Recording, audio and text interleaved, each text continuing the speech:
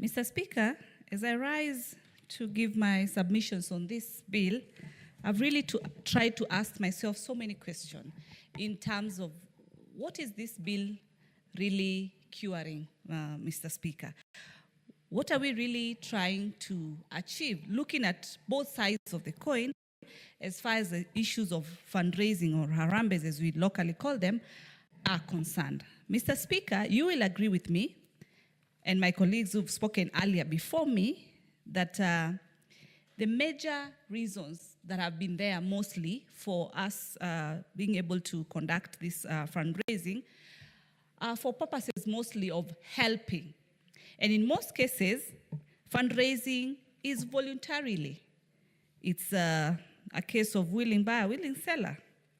But Mr. Speaker, what does it really focus on? It focuses on issues, mostly education issues, where people are doing harambes for education matters, medical issues, funeral issues, and such alike. And also where we publicly build public infrastructures. Public infrastructures range from mostly the schools and narrowing it down to our churches. But as far as building churches are concerned, Mr. Speaker, even the Bible says that the church shall be built by the people. And as Christians, we've done that very well. But I'm happy this bill does not really touch so much when it comes to the issue of the church.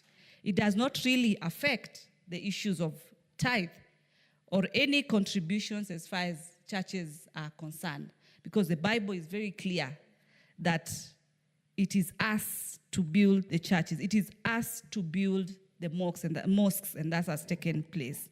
Mr. Speaker, allow me to refer to the Bible.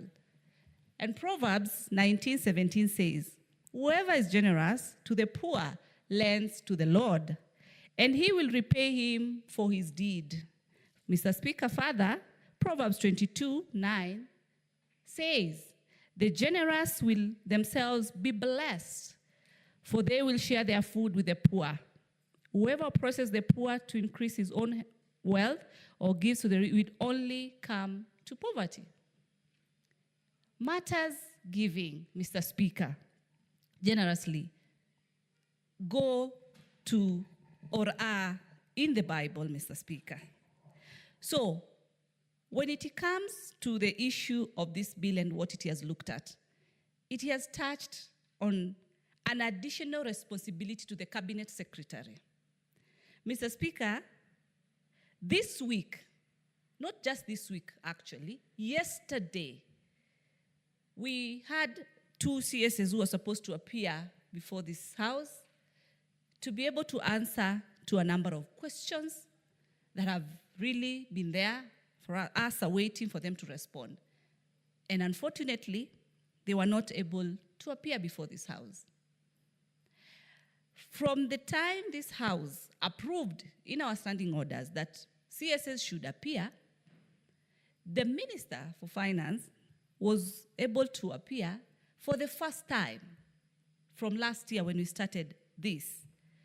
So you can imagine subjecting the minister, the CS, to more responsibility as far as the issue of Harambe is concerned. Now, just random statistics, you would agree with me, Mr. Speaker, that if I'm not wrong, or I don't have the exact number, but we might not be having less than even 2,000 harambes right now as we speak, going on in this country because of the different issues that are there. And if it's lower, maybe even 1,500, Mr. Speaker. So you tell me the time that the CS will have, one, to vet all this with all the necessary requirements that have been stated before this bill to ensure timely response within the duration that has been given, Mr. Speaker, the 14 days that have been stipulated. Will it be enough, putting in mind, just in a day, how many applications can be?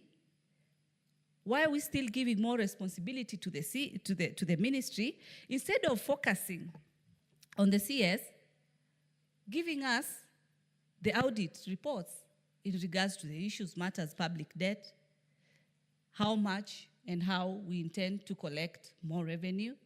At the same time, timely disbursements of the funds to the counties as required, Mr. Speaker. That is where the focus should be.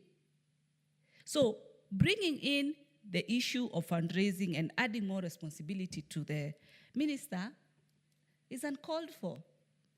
Actually, the best person in most cases, since we have what we call Nyumba Kumi, and also we have our chiefs at the mashinani lower level, they would be the best people to try and engage, as they normally give permits for gatherings to take